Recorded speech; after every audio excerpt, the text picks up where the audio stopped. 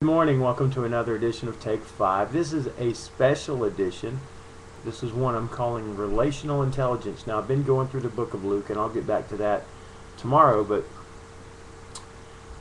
just a lot of us in my situation, singles, we're looking for what do we look for in a person, and what kind of person should we be to be in a relationship? Well, thankfully, God didn't leave us in the dark.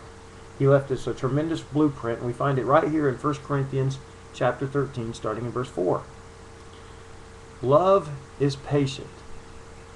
So the person, are they a patient person, or they just can't wait for stuff?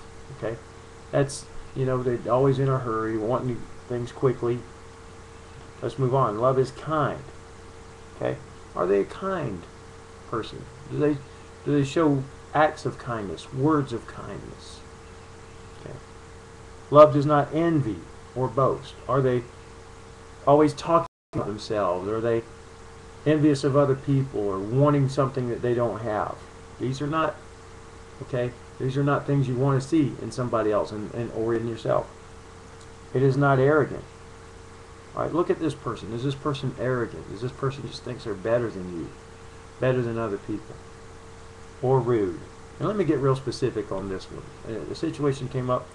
Somebody broke up with somebody I care about a lot, and this person did it with a text message. Okay, that's rude. Okay, that's not a person you want to be associated with.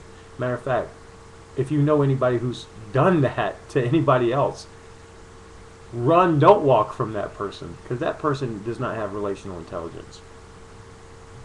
It does not insist on its own way. Right. You see a person that everything's got to be their way. You got to go to their restaurant they like. You got to go see the movie they want to see.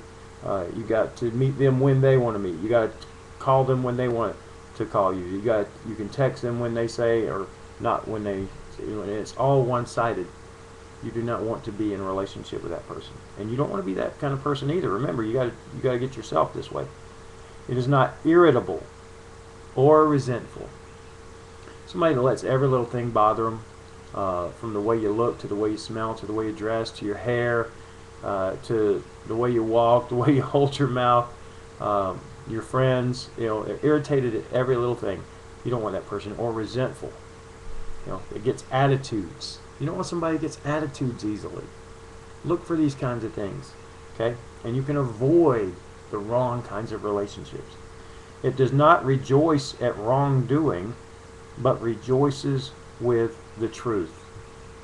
Alright? You want somebody that loves the truth, loves to tell the truth, is honest about the things going on in their life, doesn't try to hide mistakes they've made, doesn't make excuses for them, doesn't laugh them off, and certainly you don't want somebody that thinks wrong things are okay. So be looking at that. Love bears all things. That means that they'll put up with a lot.